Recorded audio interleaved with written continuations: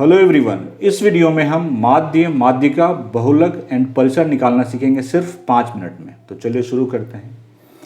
हमारे पास ये आंकड़े हैं, इस आंकड़े का ही हम माध्य, माध्यिका, बहुलक और परिसर निकालेंगे।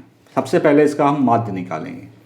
देखिए, माध्य का मतलब होता है संख्याओं का योग बटे कुल संख्या, मतलब इन सारी संख्याओं को जोड़ देना है और जितनी संख्याएं हैं उससे भाग देने हैं।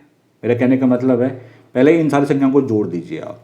तो यहाँ पे 8 जोड़ 10, 9, 11, 10,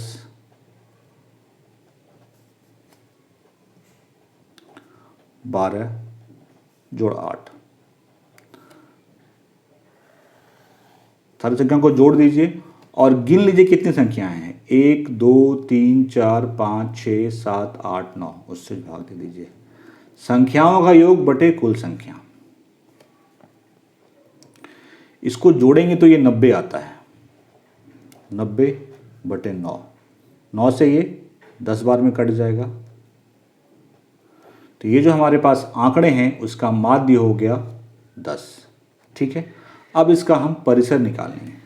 परिसर का मतलब होता है उच्चतम मान घटा न्यूनतम मान, मतलब सबसे बड़ी संख्या में सबसे छोटी संख्या को आपको घटाना है। तो देखिए इसमें सबसे बड़ी संख्या कौन सी है। सबसे बड़ी संख्या इसमें 12 है और सबसे छोटी संख्या कौन है, 8 है। तो 12 में 8 को घटा दीजिए, जो रिजल्ट आएगा वही परिसर आएगा। 12 माइनस 8, 12 माइनस 8 4 होता है, तो इसका परिसर हो गया 4। अब हम लोग माध्यिका और बहुलक निकालना सीखेंगे।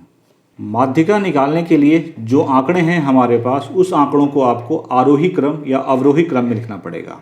आरोही क्रम मतलब बढ़ते हुए क्रम में, मतलब सबसे छोटा पहले, फिर उससे बड़ा, फिर उससे बड़ा। तो पहले इस आंकड़े को हम आरोही क्रम में लिख लेते हैं।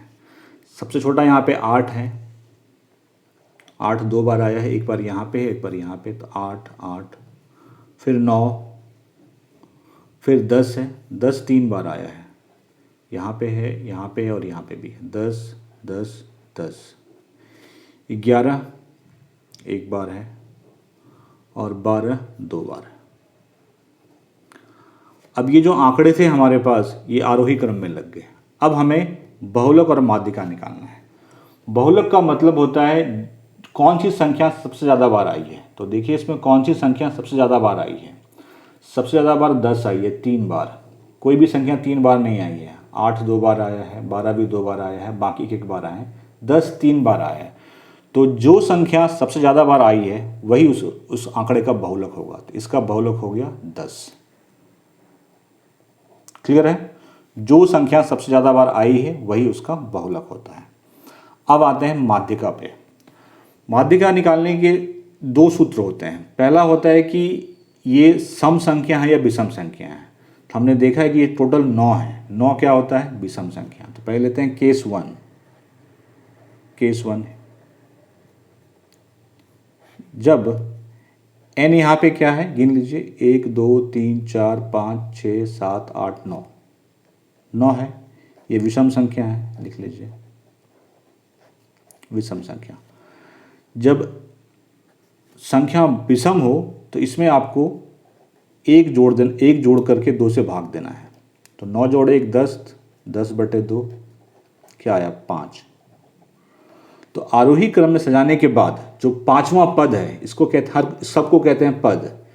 तो इस तरह से गिनना स्टार्ट कीजिए। पहला पद, दूसरा पद, तीसरा पद, चौथा पद, 5वां पद, यही हो गया उसका माध्यक। 10 जो है माध्यक हो गया।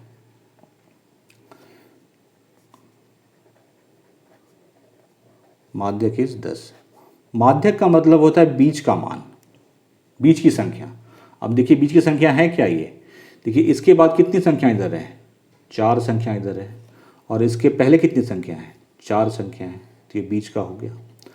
तो अगर संख्याएं विषम होंगी, ठीक है, तो उसमें क्या करेंगे, उस संख्या में 1 जोड़ के 2 से भाग दे देंगे और जो संख्या आएगी वो वाला पद बहुलक होगा। दूसरा केस, अगर संख्या सम संख्या है तो मैं अभी करता हूँ कि मैं इसमें से इस 12 को काट के हटा दे रहा हूँ अब। ठीक है, पहले 9 था, अब 8 हो गया। केस 2,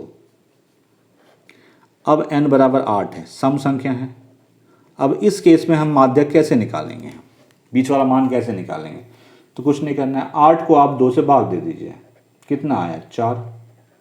देखिए चौथा पद कौन सा है, पहला, दूसरा, तीसरा, चौथा। तो चौथा पद लेना है आपको और उसके बाद वाला, उसके जस्ट बाद जो पद है वो भी लेना है। चौथा पद और पांचवा पद दोनों को जोड़ करके 2 से भाग दे देना है, ठीक है। तो चौथा पद 10 है, पांचवा पद भी 10 है, भाग दे दीजिए और यही उसका माध्य का होगा 20/2, तो 10, ठीक है। मैंने आपको दोनों केस बता दिए। अगर n विषम संख्या है तो सीधा 1 जोड़ करके 2 से भाग दे दीजिए और जो आएगा वो वाला पद माध्यक होगा। अगर सम संख्या है 2 से भाग दीजिए, जो पद आएगा और उसके बाद वाले पद, दोनों पद को जोड़ के 2 से भाग देना है, वही उसका माध्यक होगा। तो जब ये वाला आंकड़ा है तो उसका माध्यक आया 10। तो इस तरह से मैंने आपको माध्य, बहुलक, परिसर सारा निकालना सिखा दिया कम समय में। कोई डाउट है कमेंट सेक्शन में पूछिए।